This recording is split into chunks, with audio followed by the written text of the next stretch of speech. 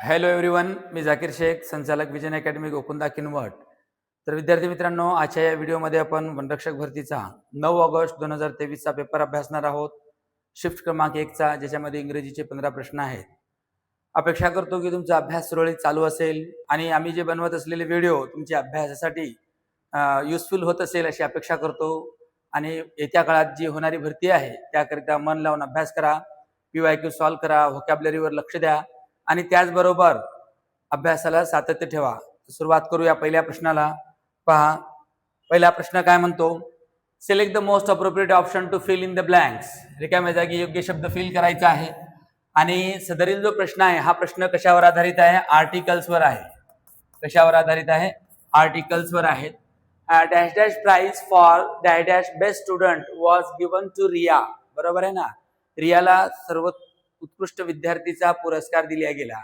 आता याच्यामध्ये प्राइज हा जो शब्द आहे आणि रिया जो आहे याच्यामध्ये आपल्याला एक गोष्ट लक्षात येते की सदरील वाक्यात विशिष्ट मुलीबद्दल माहिती सांगत आहे आणि प्राइज बद्दल सुद्धा विशिष्ट माहिती सांगितल्या जात आहे. कारण प्राइज आहे पण कोणता आहे? बेस्ट स्टुडंटचा प्राइज आहे.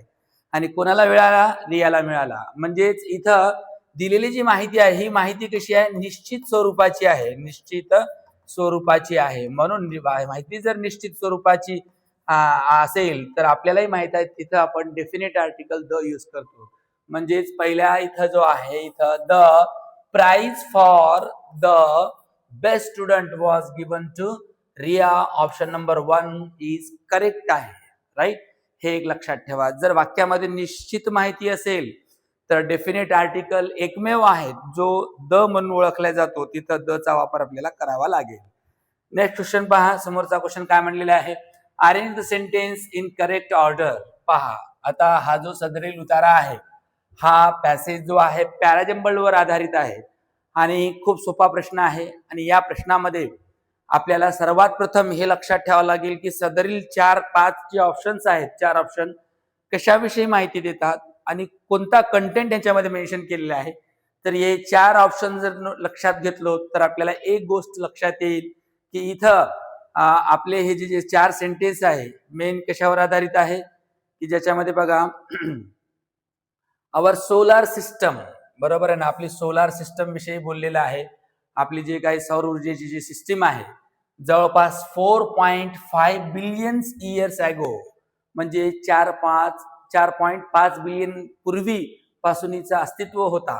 आता ऑप्शन नंबर 1 हा एक बरोबर आहे, म्हणजे फर्स्ट सेंटेन्स आहे.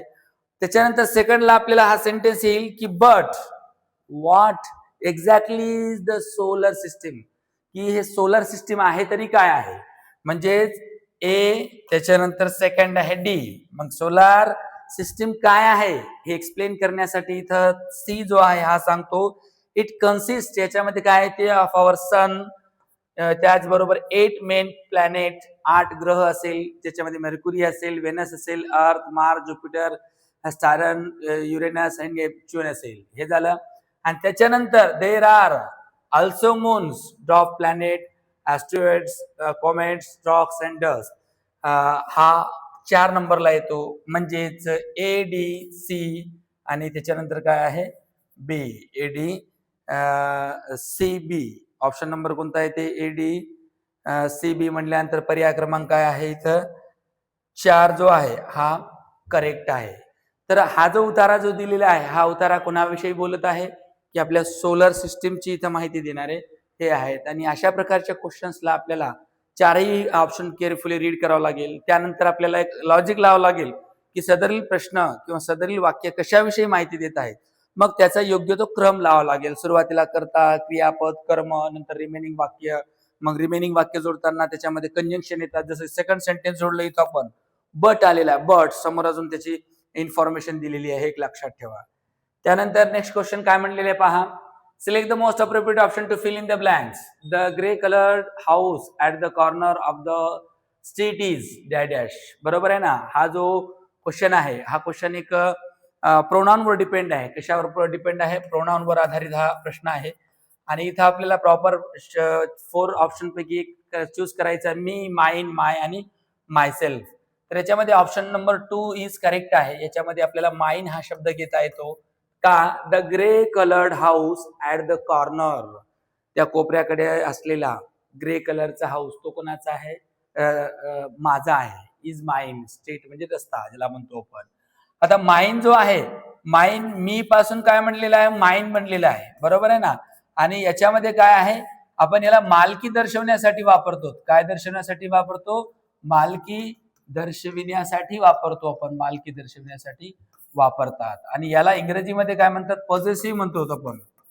पॉझेसिव्ह प्रोनाउन्स म्हणतो. कोणते आहेत? पॉझेसिव्ह प्रोनाउन्स. आणि हे कधी वापरतो आपण? जेव्हा आपल्याला एखाद्या ओनरशिप इंडिकेट करायचं असेल, मालकी दर्शवायची असेल, तेव्हा आपण वापरतो. तर हे उर्वरित पर्याय याच्यात येत नाही. करेक्ट आहे. करेक्ट ऑप्शन जो आहे 2 करेक्ट आहे. त्यानंतर नेक्स्ट क्वेश्चन बघा काय म्हणलेलं आहे. Select the most appropriate option to fill in the blank. रिकाम्या जागी आपल्याला शब्द भरायचा आहे. आणि Anand gave his toys when he grew up. आनंद जेव्हा मोठा झाला त्याने आपले सर्व टॉयज, खेळणी काय केला? दान केला, देणगी दिला. आता याच्यामध्ये पहा, आपल्याला इन आत हा शब्द वापरत नाही, असाइड हा बी वापरत नाही, फॉर्थ हा सुद्धा वापरत नाही, अवे हा शब्द करेक्ट आहे. इथं आपल्याला काय वापरतात? अवे वापरतात. का? गिव्ह अवे हे एक शब्द आपण वापरतो ज्याचा अर्थ काय आहे? दान करणे. दान करणे म्हणतो आपण. दान करणे किंवा देऊन टाकणे मोफतमध्ये. तर इथं करेक्ट जो आहे ऑप्शन नंबर 4 काय आहे? करेक्ट आहे. नेक्स्ट क्वेश्चन बघा. त्याच्यानंतर पहा, 5वा प्रश्न काय म्हणतो? Select the most appropriate antonym. अँटोनिमचा अर्थ काय होतो? ज्याला आपण विरुद्धार्थी शब्द म्हणतो. विरुद्धार्थी शब्द. सदरील शब्दाचा विरुद्धार्थी शब्द आपल्याला पाहायचा आहे. शब्द दिलेला आहे प्रीमॅच्युअर्ड. प्रीमॅच्युअर्डचा अर्थ काय होतो? ज्याला म्हणतो मुदत. मुदत पूर्ण होण्या अगोदरचा. मुदत पूर्ण होण्या अगोदरचा. जो मुदतीच्या अगोदर येतो त्याला प्रीमॅच्युअर म्हणतो आपण. याच्यासाठी विरुद्धार्थी शब्द आपल्याला निवडायचा आहे. एक आहे प्रिव्हियस. प्रिव्हियसचा अर्थ तो मागील. हा पर्याय होऊ शकत नाही. त्यानंतर दुसरा आहे पास्ट. पास्ट म्हणजे भूतकाळ ज्याला म्हणतो आपण, हाही नाही. त्याच्यानंतर पहा रॅश आहे. रॅशचा अर्थ काय होतो? अविचारी. अविचारी जो विचार करून कृती करत नाही त्याला आपण अविचारी म्हणतो. त्याच्यानंतर आहे ओव्हरड्यू. ओव्हरड्यूचा अर्थ काय होतो? जो मुदत पूर्ण झाल्यानंतर आलेला असतो. मुदत पूर्ण झाल्यानंतरचा किंवा त्याला म्हणतो आपण मुदत उलटून झालेला. मुदत उलटून झालेला ज्याला आपण पर्याय शब्द वापरतो ओव्हरड्यू. प्रीमॅच्युअरचा विरुद्धार्थी शब्द कोणता आहे? ओव्हरड्यू आहे. त्याच्यानंतर पहा sentence of a paragraph are given below in jumbled order. Jumbled ऑर्डरवरचा आहे. आणि हेही आपल्याला 4 पर्याय जर लक्षात घेतलो तर याच्यावर पण आपल्याला समजेल की विशिष्ट प्रकारे माहिती याच्यामध्ये दिली जाते. कोणती माहिती आहे पहा. तर याच्यामध्ये आपल्याला हा जो कंटेंट आहे, हा कंटेंट कशावर दिलेला आहे तो पाहू आपण. इथं actually black and white colour विषयी बोललेला आहे. If black and white were the only colours in the world, what would life seem like. Actually इथं जीवनावर पण आधारित आपल्याला मेसेज घेता येईल याच्यामध्ये, की जर जीवनामध्ये 2च कलर राहिले असते, एक ब्लॅक आणि व्हाईट, तर काय झालं असतं याविषयी बोललेलं आहे. तर हा एक आहे, सी पहिला येईल. त्याच्यानंतर समोर इथं म्हणलेलं आहे I am sure the answer is life would be dull, boring, monotonous, depressing, lifeless. आणि नक्की समजा जर याच्यामध्ये 2 जर कलर राहिले असते तर काय झालं असतं? जीवन उदास झाला असता. कोणते? व्हाईट आणि ब्लॅक. जीवनामध्ये रंगीबेरंगी घटना, कलर पण आवश्यक आहे जीवन आपल्याला सुखी जगण्यासाठी. तर याच्यामध्ये समोर काय म्हणलेलं आहे? याच्यामध्ये सी डी झालेलं आहे. त्याच्यानंतर आपल्याला घ्यायचं आहे B. And sadly most of us are in fact living that kind of colourless life. आपल्यापैकी बरेच जण असंच जीवन जगत आहेत. कसं की कलरलेस आहे. कारण जीवनामध्ये काही गोष्टी त्यांच्या हातातून निघून चालल्या. जसे की याच्यामध्ये further it seems stressful because we are always complaining and competing with barely time left for our love ones. आपण काय करतो जीवनामध्ये? काही गोष्टी स्ट्रेसफुल मध्ये जगत आहोत आणि ज्यांना जेवढा वेळ द्यायला पाहिजे तेवढा वेळ आपण त्यांना देऊ शकत नाही, ज्यांच्यावर आपण प्रेम करतो किंवा ज्यांची आपण काळजी घेतो. तर इथं पहा ऑप्शन जो आहे CDBA. CDBA option number 2 is काय आहे? करेक्ट आहे. याच्यामध्ये बोलण्याचा आशय एवढा आहे की जर 2 कलर राहिले असते तर जीवन कसं झालं असतं? जीवन असं डल झालं असतं, हे इथं बोललेलं आहे. त्यानंतर नेक्स्ट क्वेश्चन पहा, select the most correctly spelled sentence. इथं आपल्याला योग्य ते स्पेलिंग असलेल्या वाक्य निवडायचं आहे. त्याच्यामध्ये पहा, the military band played the national anthem. Military बँडने काय केलं, नॅशनल अँथेम गायलं, वाजवलं ज्याला म्हणतो आपण.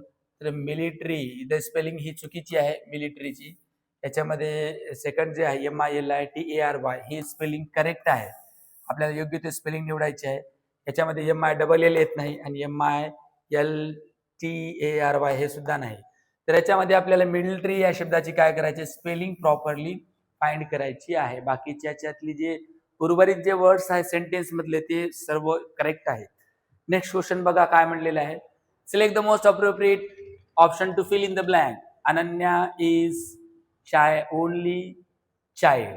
पहा, आर्टिकलवर डिपेंड क्वेश्चन आहे. ओनली चाइल्ड आहे आणि समोर इनडेफिनिट इन्फॉर्मेशन आहे. आणि त्याचबरोबर इनडेफिनिट इन्फॉर्मेशन राहिले जिथं अनिश्चित माहिती असते, अनिश्चित माहिती असेल त्या ठिकाणी आपल्याला काय घ्यावं लागेल, अनिश्चित माहिती असेल ए किंवा ॲन वापरतो. आणि दुसरी महत्वाची गोष्ट अशी आहे की याच्यामध्ये ओ जो आहे ओनली बिगिनिंग याची वॉवेल्सनं झालेली आहे, म्हणून ऑप्शन नंबर 1 जो आहे हा काय आहे, करेक्ट आहे. उर्वरित ऑप्शन आपल्याला चुकीचे इथं ठरतात. का, वॉवेल्स बी आहे, ओनली प्रोनाउन्सिएशन पण याचं प्रॉपर होत आहे. त्यानंतर नेक्स्ट पहा समोरचा क्वेश्चन, पुल समवन्स लेग. याचा अर्थ काय होतो, एखाद्याची चेष्टा करणे.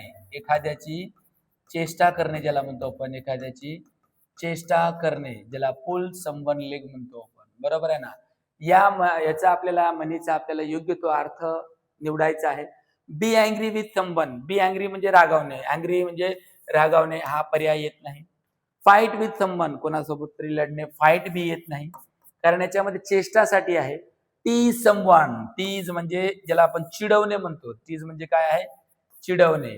आणि आपण चिडवणे कधी चिडवतो, जेव्हा एखाद्याची चेष्टा करतो किंवा एखाद्याला आपण काय आहे सतवतो तेव्हाच आपण हा शब्द वापरतो. हेल्प समवन, मदतीचा पण विषय नाही. ऑप्शन नंबर 3 जो आहे हा काय आहे, करेक्ट आहे. पुल समवन्स लेग, एखाद्याची चेष्टा करणे म्हणतो त्याला.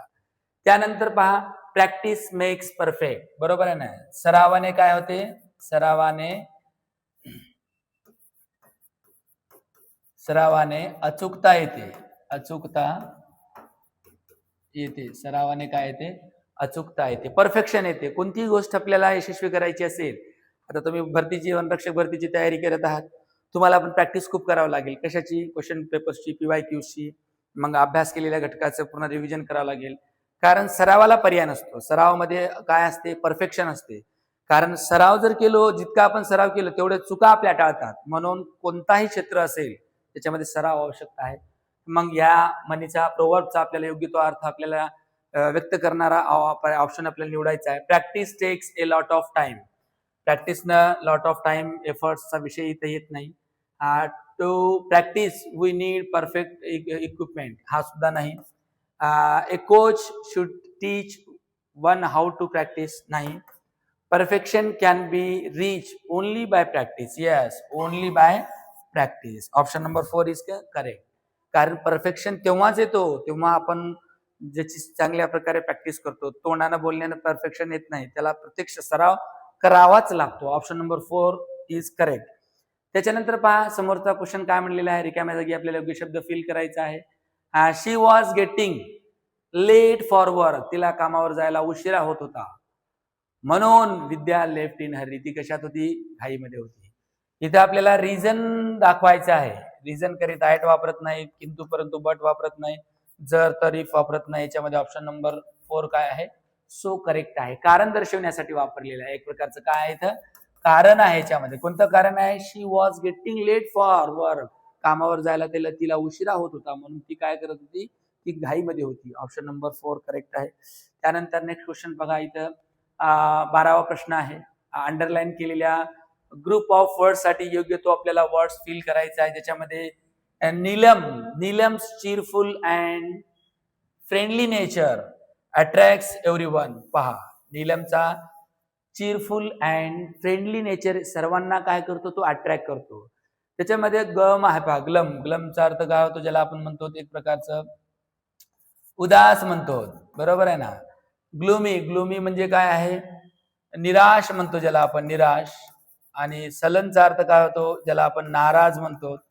आणि जोवियल, जोवियलचा अर्थ काय होतो, आनंद, आनंदी व मित्रत्वाचे, मित्रत्वाचे, आनंदी व मित्रत्वाचे. हे 4 ऑप्शन इथं होतात पहा. आता तिचा स्वभाव असा होता की चिरफुल होता, आनंदी होता आणि फ्रेंडली म्हणजे मित्रत्वाचा होता. म्हणजे उदासही नाही, ग्लूमी पण नाही, सलेन पण नाही आणि जोवियल काय, ऑप्शन नंबर 4 काय आहे, करेक्ट आहे. ज्यांचा स्वभाव चांगला असतो, नेचर चांगला असतो, आनंदी आणि मित्रत्वाचे, आपुलकीचा असणारा, त्याला हा शब्द आपण वापरतो. ऑप्शन नंबर 4 काय आहे, करेक्ट आहे. त्यानंतर पहा, select the most appropriate synonym of the given word. समानार्थी शब्द आपल्याला लिहायचा आहे. वन्स आहे, वन्सचा अर्थ काय होतो, एकदा. नेवर नाही, फ्रिक्वेंटली वारंवार, ऑलवेज नेहमी. आता याच्यामध्ये सिनोनिम्स आहे. सिनोनिम्स मध्ये आपल्याला 2 शब्द आपल्याला प्रॉपर हे करायचं आहे. तर इथं ऑफनचा जो आहे, ऑफनचा कोणता शब्द आपण इथं परफेक्टली वापरू शकतो, फ्रिक्वेंटली हा शब्द वापरू शकतो आपण. ऑप्शन नंबर 3 करेक्ट आहे. आता ऑलवेज जो दिलेला शब्द आहे, ऑलवेजचा अर्थ मी तेच होतो, पण याच्यामध्ये दोघांमध्ये थोडं फरक आहे. फ्रिक्वेंटली आणि ऑलवेज. फ्रिक्वेंटलीचा अर्थ काय होतो, वारंवार. ऑलवेजचा अर्थ काय होतो, नेहमी. आता याच्यामध्ये डिफरंट काय आहे की ऑलवेजच्या ज्या घटना असतात हे सतत घडतात. कशा घडतात, सतत. परंतु हे फ्रिक्वेंटली जे आहे, फ्रिक्वेंटली मध्ये सतत घडतात, कधी कधी मध्ये थांबतात बी. समजलं ना. म्हणजे एखादी गोष्ट नेहमीच घडत असेल, नेहमीच, ज्याच्यामध्ये कुठेच स्टॉप नाही, थांबा नसलेला, आणि याच्यामध्ये फ्रिक्वेंटली मध्ये थांबा असतो. हा एक ऑप्शन लक्षात ठेवा फ्रिक्वेंटलीचा. कारण दोन्ही शब्द सारखे वाढतात आपल्याला, पण याच्यामध्ये हा फरक आहे. याच्यामध्ये क्रिया 60-70% घडत असेल, कधी कधी थांबत असेल, याच्यामध्ये मात्र 100% नॉनस्टॉप दररोजच आहे, असं त्याचा अर्थ होतो ऑलवेजचा. त्याच्यानंतर पहा, नेक्स्ट क्वेश्चन काय म्हणलेले आहे, करेक्टली स्पेल्ड आहे. याच्यामध्ये योग्य ते स्पेलिंग आपल्याला इथे काय करायचं आहे, निवडायचे आहे. याच्यामध्ये पहा, फेस्टिवल आहे, फेस्टिवल, FESTI. त्याच्यानंतर FESTIVAL, FESTIVLE, FESTIVAL. आता याच्यामध्ये ऑप्शन नंबर 4 जो आहे, फेस्टिवल, ही स्पेलिंग करेक्ट आहे. बाकी जे स्पेलिंग आहे, ही स्पेलिंग दिलेली जी आहे, हे काय आहे, रॉंग स्पेलिंग आहे. There was a festival holiday on Monday, FESTIVAL. Option number 4 काय आहे, करेक्ट आहे. फेस्टिवलची स्पेलिंग आपल्याला फाइंड करायची आहे दिलेल्या 4 विधानातून. त्याच्यानंतर नेक्स्ट क्वेश्चन पहा, समोरचा, select the option that can be use as one word. बरोबर आहे ना. तर इथं पहा, Shakti is always ready to give more of something when he sees the needy. पहा, शक्ती जेव्हा गरजूंना पाहतो तेव्हा जास्त दान करण्याचं, देण्याचं त्याची वृत्ती असते. तर याच्यामध्ये पहा, जेंटल आहे. जेंटलचा अर्थ तुम्हाला माहित आहे, ज्याला आपण सभ्य म्हणतो. आणि जेनरस, जेनरस म्हणजे काय आहे, उदार आहे. आणि त्याच्यानंतर पहा, इथं थ्रिफ्टी आहे. थ्रिफ्टीचा अर्थ काय होतो, ज्याला म्हणतो आपण काटकसरी, काटकसरी. आणि त्याच्यानंतर फरगल, फरगल म्हणजे अतिशय काटकसरी, अतिशय काटकसरी, काटकसरी. आता हे काटकसरी म्हणजे काय असते माहित आहे का नाही. काही लोक असे असतात, एवढे कंजूस असतात, पैसे खर्च करताना. इथं थ्रिफ्टी तर थोडं काटकसरी असतो, विचार करून पैसे खर्च करतो. पण फरगल जो आहे, हा अतिशय काटकसरी असतो. हा तर इतकं म्हणजे विचार करतो की खर्च करू की नको. म्हणजे याच्यामध्ये मात्र शक्तीचं तर काय आहे, नेचर असं होतं की ते जास्तीत जास्त दान करणारा होता. म्हणजेच जो व्यक्ती खर्च, गरजूवंतांना खर्च करताना कसलाही विचार करत नाही, मनसोक्त, मनानं आणि हात मोकळे करून खर्च करतो, त्याला आपण जेनरस म्हणतो, त्याला उदार म्हणतो. हे एक लक्षात ठेवा. समजलं. तर अशा प्रकारे विद्यार्थी मित्रांनो, आज आपण वनरक्षक भरतीच्या 15 प्रश्नांचा आपण स्पष्टीकरण अभ्यासलो. अपेक्षा करतो की तुम्हाला हे 15 प्रश्न अभ्यासासाठी कामीच येईल. पहा, आजचा जो व्हिडिओ होता, आजचा हा 10वा पेपरवर आधारित व्हिडिओ होता. म्हणजे जवळपास आपण आज 10 पेपरवर वनरक्षकचे पेपरचे PYQs आपण सोडवलो. तर तुम्ही सुद्धा यांचा योग्य वापर करा आणि येत्या काळाच्या भरतीसाठी प्रिपेअर राहा. दररोज इंग्रजीला किमान 2 तास अभ्यासासाठी वेळ द्या. आणि शब्द जे आहेत आणि व्होकॅब्युलरी असेल, ग्रामर असेल, यांना अचूकतेने आणि सातत्याने त्याला एफर्ट्स लावा. कारण आता उन्हाळा आहे, बऱ्याच विद्यार्थ्यांना अभ्यासही करू वाटत नाही आणि त्याचबरोबर त्याच्यामध्ये डिस्कंटिन्युटी झाली की मग आपल्याला कुठेतरी याच्यावर आपल्या अभ्यासावर परिणाम होतो. म्हणून तुम्ही काय करा, सातत्याने अभ्यास चालू ठेवा. आणि दुसरी गोष्ट, वनरक्षकसाठी येणारे जे क्वेश्चन्स आहेत, जर आज आपण नोटीस जर केलो तर हे लिमिटेड क्रायटेरिया आहे, जास्त असं मोठा क्रायटेरिया नाही. किती मोठा वास्ट सिलेबस आहे असं आपल्याला वाटते, असं काही नाही. बेसिक घटक आहेत आणि बेसिक स्पेलिंग्स असतात. शब्दही कुठलेही येत नाहीत. आता कोणते शब्द येतात, कुठले येतात, यासाठी आपल्याला प्रॉपर काय करावं लागेल, बेसिक घटकांचा अभ्यास करूनच लक्षात ठेवावा लागेल. ठीक आहे, थांबू आपण, पुढील व्हिडिओमध्ये भेटू.